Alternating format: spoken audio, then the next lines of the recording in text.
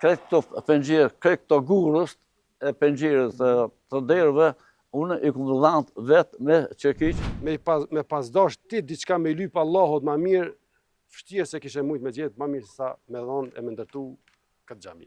Është një prej Francës që ka ardhur e ka bënë këtë xhami. Ishte duke tregu për xhamin që ti e ke vënë me durët e tua.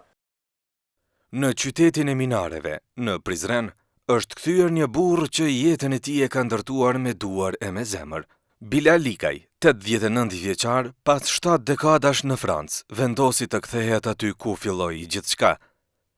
Që në moshë të re, ai nisi punën me përkushtim, duke u bërë më vonë udhëheqës i shumë kompanive në vendin ku jetoi e punoi gjithë jetën.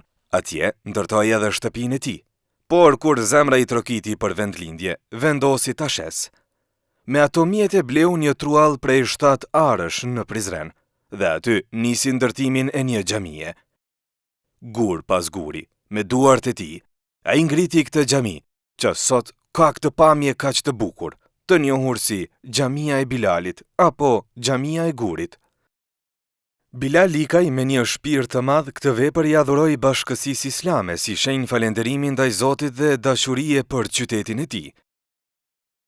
Një jetë e tërë pune, sakrificë e devotshmëri, për të kthyer në fund aty ku filloi rruga, në Prizrenin e minareve, ku zëri i ezanit tash e thërret nga xhamia që vetë ndërtoi.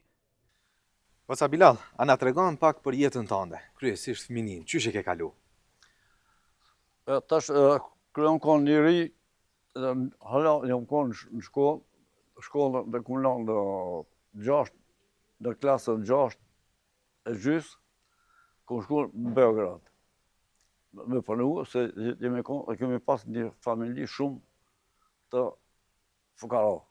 Mas pas jave, e kom pas një kojshi ason, gjë e kemi rujt 10 me ta, në ditë tash ati, këqyr ason, apo mush me ardhë me mu, me mu, me gjithë një punë.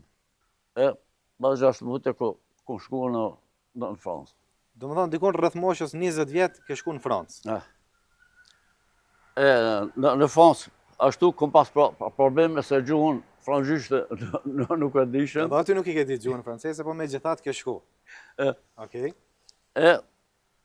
Atje gjeta punë mas një kohë shkurt, gjeta punë me një fabrikë. Do më tonë në gjatë të tretën i kom nisë me punua. Në 65 vetë ishna shef të ekipe. Në gjatë të 6 shkolla në shkollë, për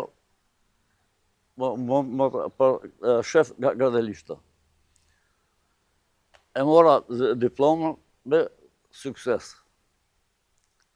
Edhe në gjatë të 7 e bona një band shef gardelishtë. Jam konë. Do më tonë shef, jo ka shef, në timat të urave, në timat të metro, banesa, universitet, fabrika, deri në 97. 2096, ku më dalë në penzi, e prej penzis, ku më dalë, e ndrova bandin prej nordit, ku më shku në syd të Francës, e aty najta 30 vjetë, dhe prej 30 vjetëve ku më ardhë në Kosovë. Me shpijet, se unë i ku pasja 25 punëtor, ata jënë konë së ku fëmijët e mi. Tash, kur erdha këtu, të parën herë, mas 50 vjetëve, lajta 10 ditë. Kesh me një doktor Afrimin, 10 ditë e kemi shëtit Kosovën. Ke ardhë për vizitë kështu për... Për qef. Po, okej. Mëse ne të dytën herë kur ku marrë, aty kishna e shitat shpinë. Edhe ashtu e shita atje, kur edhe këtu, po shët, po shëtit allera këtlena, me plesht u taku, dhe thash, po Po, tash po. Po e bëm një xhami, aty ja dhash parat, e mora vandën, e ja nisa xhamis. I bona një proje për këtë plan, e gjeta një architekt, vetëm, Do më thonë, vetë e ki ble tokën, vetë edhe e ki nis xhamin. bo, Okej. po, do më thonë, e bona një proje me architektin, në ofshim të thënë ti, bon, çka të dush, qysh të dush, se na, ti shka ke pa, na, këtu s'kemi pa, e tash ti bon në xhamin, qysh të dush, s'ka nevojë ti me ardhë, neve me na pyet. Edhe xhamin, qysh përsini këtu, kretë kjo është prej mandës tame, kretë këto pengjirë, kretë këto gurës, e pengjirës të derëve, unë i kumë dhanë vetë me qekiq, e i kumë vunë vetë. Çdo gurë të kësaj xhamie që po shohim tash, e ke punu vetë. Vetë. Me punëtorët, gjiku mësue, ata, gjithash ata janë shkret pronarë për xhamisë tamë. Duhet, natë, jemi kret musliman, dhe kemi një shtetë musliman, edhe na duhet me nëmuhet. Bo. Se tash, koha tash, kemi një kohë ma të mirë, se tash jemi pak ma mirë me situacijet i kemi të mira, jetesën e kemi të mirë, tash me nëmuhe pak për xhamiet.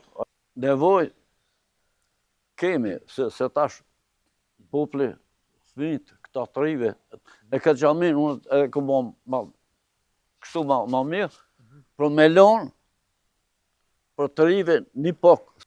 Jo, duhet me bon xhamia. Na, zuhet me mundar. Kemi. Me tash në Prizren e kom një banes, Që sa ke ardhur në Prizren? një banes me qira. Ka shjeton me qira. Po. Jo, në fond tash ku marrë për me vdek në Kosovë. Me dimë dhe kam hala diçka me bon, por poplin, vetëm tash jam të vu në vend tam. I njohur në fshatin e tij si La Bilal, ai rrëfen para kamerës tonë momente interesante që lidhin përshtypjet e njerëzve me xhamin. Një ditë kesh me një taksi, e thash ati, a ka diçka në këtë rrugë me pa? Po tha, është një xhami super. I kishte fjalën për këtë xhami këtu. Po, Ti e kishe ndërtuar. kur erdhem këtu, më ndalë tha që kjo është një prej Francës që ka ardhur e ka bën që xhami. Ishte duke tregu për xhamin që ti e ke bën me durët e tua. Okay. Jo, do të thënë folëm me to kur kem lypëshim, u kthyem në Prizren. Ja dash pa sero, thash që thash nash me ditë çaj xhamia unë e ku bo. Jo, para s'ti marr, jo, tash ti merr. Ndërkohë, kreu i Këshillit të Bashkësisë Islame këtë akt po e vlerëson lart. Aty, ai po krahasohet me figura të mëdha siç janë Sinan Pasha, Emin Pasha e të tjerë. Ka qenë diku vitit 2007, për herë të parë kur Basi Bilal përmes xhamatit Lagjës është interesu me dhonë këtë tokë. Fillimisht i ka pas dhënë 2007-ën 3 are gjys. Pastaj patën mbetë 3 are gjys, edhe i ka dhënë në 2010-ën i ka dhënë edhe 3 are gjys tjera, janë bo 7 are apo 700 metre katror toka. Dhe me mjetet e tij e pa të shpreh vullnetin nga dishmërinë me ndërtu xhamin këtu në xhamin Bilali, edhe qashtu kanë vazhdu edhe bisedat, edhe kontaktet, edhe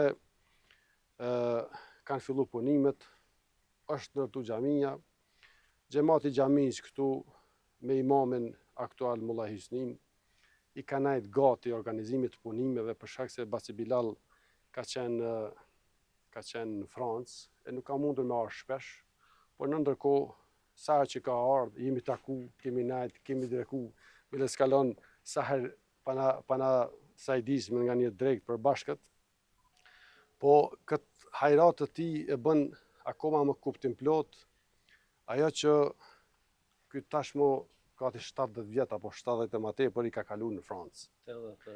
po gati 80 vjet i ka kalu në Francë. Dhe nuk ka mendu që do të kthehet këtu. Këtu është edhe ajo esenca e hajratit. Thjesht që ato që e ka pas si pronë, e ka vlonë vakëf për Bashkinë Islame. Edhe akoma më shumë, edhe më shumë se sa kjo, shtëpinë që ka pas në Francë, në të cilën ka investu mundin e vetë, kohën e vetë të rinisë, kur ka punu, ka fitu, ka investu, ka sakrifiku me ble një shtëpi në Francë, dhe në fund vjen përfundim e shet shtëpinë për ta investu edhe për ta përfundu xhamin që e kishte nisë këtu në Prizren. Lan Bilal personalisht kam konsiderat veçantë për secilin vakëf Lanës. Po sa herë ta shoh Lan Bilal, mu ka më kujtu kjo xhami, edhe unë po i them ato që ke bot ti, Lan Bilal, pak njerëz e kanë bërë në kalurën, e kanë bërë Gazi Mehmet Pasha, Sinan Pasha, Emin Pasha, të cilët edhe e kanë lënë trullin, edhe e kanë ndërtu xhamin.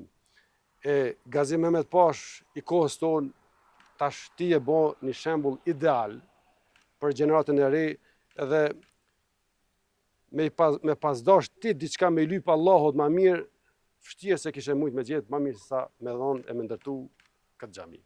Allahu tash përbleft në dynjon në hajrat. Allahu të rujt, Allahu dash shëndet. Zemrat e prizrenasve janë të brumosura të tilla. Në historikun e saj, ndonë se jo të njëjta, rastet të ngjajshme janë të zakonshme. Kemi gjithsesi në Prizren ka që japin hajrate akoma, unë veç sot të pata një rast që dikush dënë me dhuru tokën për xhami, por pak, për të mos thënë se në periudhën e fundit asnjë, është që e ka dhënë edhe tokën edhe ka ndërtu xhamin. Kjo është rast kuptim plot. Kështu, jeta e Bilalikajt mbyllet me një rreth të plot, nga duart që punuan për vete, të duart që ndërtuan për të tjerët. Në këtë xhami ai la një pjesë të shpirtit, një amanet që do të qëndrojë ndër breza. Në çdo mëngjes ku dëgjohet ezani, kujtohet historia e një njeriu që nuk kërkoi lavdi, por që zgjodhi të falë, të ndërtoj edhe të kthehet aty ku e thërret zemra, në Prizren, në qytetin e minareve.